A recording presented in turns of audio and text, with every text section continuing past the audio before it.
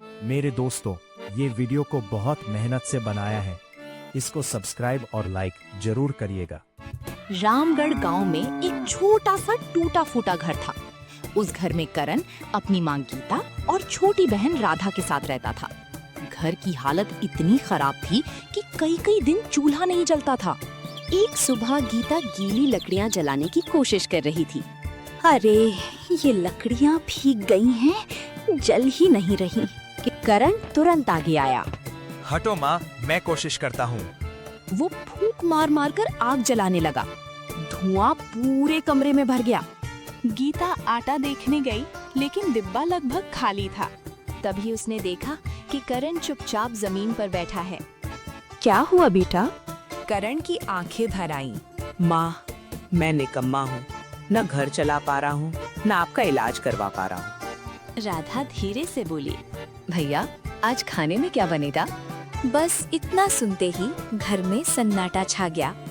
उसी समय गीता को तेज खांसी आई और उसके मुंह से थोड़ा खून निकल आया। राधा और करण घबरा गए। उस रात करण ने फैसला कर लिया, जब तक पैसे नहीं कमाऊंगा, वापस घर नहीं आऊंगा। वो सुबह में शहर की ओर निकल पड़ा। पूरा दिन उसने फैक्ट्री, दुकान और गोदामों के चक्कर लगाए, लेकिन हर जगह से वही जवाब मिला, काम नहीं है। शाम तक करण पूरी तरह थक चुका था। तभी उसे एक शानदार खुशबू आई। उसने देखा कि सड़क के किनारे एक आदमी मिट्टी के कुल्हड़ों में गर्मा गर्म छोले चावल बेच रहा था। लोग बड़े चाव से खा रहे थे। करण की आंखें चमक उठी। अरे, कुल्हड़ बनाना तो मुझे आता है और खाना भी थोड़ा बहुत बना लेता हूँ। अगर मैं गांव में कुल्हड़ वाले छोले चावल बेचूं तो? उसे जैसे नई उम्मीद मिल गई। वो तुरंत गांव लौट आया। घर पहुंचकर उसने पुराना ठेला निकाला और उस पर कुल्हड़ वाले छोले चावल रखा। राधा बोली, भैया, छोले चावल के साथ हरी चटनी भी रखना, गांव वालों को पसंद आएगी। करण मुस्कुरा पड़ा। वाह, मेरी समझदार बहन। अगले दिन उसने चौपाल में ठेला लगाया। आओ भाई आओ, कुल्हड़ वाले छोले चावल। लेकिन कोई नहीं रुका। काफी देर बाद 2 लड़के आए। उन्होंने खाना चखा और मुंह बना लिया। अबे, इसमें नमक ही नहीं है। ऐसा खाना कौन खाएगा? वे बिना पैसे दिए चले गए। करण उदास हो गया, लेकिन उसने हार नहीं मानी। हर रात वो मसाले बदलता और स्वाद सुधारने की कोशिश करता। धीरे धीरे कुछ ग्राहक आने लगे, लेकिन कमाई बहुत कम थी। इसी बीच गांव का दबंग जमींदार भैरव वहां आया। अरे करण, सुना है धंधा नहीं चल रहा? करण चुप रहा। भैरव हंसते हुए बोला, एक काम कर, अपनी बहन राधा की शादी मुझसे करा दे, बदले में तेरी गरीबी खत्म कर दूंगा। करण का खून खौल उठा। मेरी बहन कोई सामान नहीं है। उसने भैरव को चले जाने को कहा। अब देख तेरा ठेला कैसे चलता है। अगले दिन पूरे गांव में डर फैल गया। जो भी करण के ठेले से खाना खरीदेगा, उसकी जमीन छीन ली जाएगी। अब लोग दूर से ही लौट जाते। पूरा दिन करण अकेला खड़ा रहता। घर की हालत और खराब होने लगी। एक शाम तेज बारिश हो रही थी। करण उदास खड़ा था। तभी एक बूढ़ा भिखारी वहां आया। बेटा, कुछ खाने को मिलेगा? हाँ बाबा, बैठिए।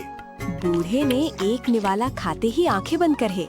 वाह, तुम्हारे हाथों में मिट्टी का आशीर्वाद है बेटा। क्या मतलब बाबा? बूढ़ा मुस्कुराया। तेरी किस्मत मिट्टी बदल देगी। इतना कहकर वो अंधेरे में गायब हो गया। अगली सुबह करण तालाब किनारे मिट्टी लेने गया। वहाँ उसे एक चमकती हुई पोटली मिली। उसमें सुगंध वाली राख जैसी कोई चीज थी। शायद बाबा का आशीर्वाद हो। उसने उस सुगंध वाली राख का उपयोग करके कुल्हड़ बनाया। अब कुल्हड़ में से अद्भुत खुशबू आने लगी। करण चौंक गया। उस दिन उसने फिर ठेला लगाया। इस बार लोग खुद उसकी ओर खींचे चले आए। वाह, कैसी खुशबू है। भाई, एक प्लेट मुझे देना। अरे, मजा आ गया। भीड़ लग गई। लोग बड़े चाव से कुल्हड़ वाले छोले चावल खाने लगे। किसी ने कहा, ऐसा स्वाद पहले कभी नहीं खाया। किसी ने कहा, भाई एक पैक कर दो, घर ले जाऊंगा। करण बहुत खुश हो गया। अब उसका धंधा तेजी से चलने लगा। माँ का इलाज शुरू हो गया। घर में खुशियाँ लौटने लगी। लेकिन भैरव ये सब देखकर जल उठा। एक दिन उसने रास्ते में राधा को रोक लिया। अपने भाई को समझा दे, वरना अच्छा नहीं होगा। राधा डर कर घर भाग आई। जब करण को पता चला तो उसका गुस्सा फूट पड़ा। अब बहुत हो गया। उसी रात गांव में अफवाह फैल गई कि तालाब के पास एक बूढ़ी आत्मा दिखाई देती है। कुछ लोग कहते थे बूढ़े कुम्हार की आत्मा है। उसी रात करण को सपना आया। जिस अन्याय ने मुझे मारा वही आज तुझे भी सताता है। करण डर गया। आप कौन है? बूढ़ा बोला, मैं तुम्हारा दादा हूँ। सुबह करण ने सारी बात अपनी माँ को बताई। गीता रो पड़ी। तेरे दादा को भैरव के पिता ने जमीन के लिए मरवा दिया था। करण सन्न रह गया। अब उसे सब समझ आने लगा। लेकिन उसी रात भैरव ने गुंडे भेजकर उसका ठेला तुड़वा दिया। करण टूट गया। तभी तेज हवा चली। टूटे कुल्हड़ों से वही चमकती राख हवा में उड़ने लगी। करण उसके पीछे पीछे तालाब तक पहुंच गया। गांव वाले भी पीछे आ गए। तालाब किनारे वही बूढ़ा खड़ा था, लेकिन इस बार उसका शरीर चमक रहा था। भैरव डर गया। तू तो मर चुका है। अन्याय कभी नहीं मरता। पूरा गांव कांप उठा। तूने मेरी जमीन छीनी, मुझे मरवाया और अब मेरे पोते को सताया। भैरव डर गया।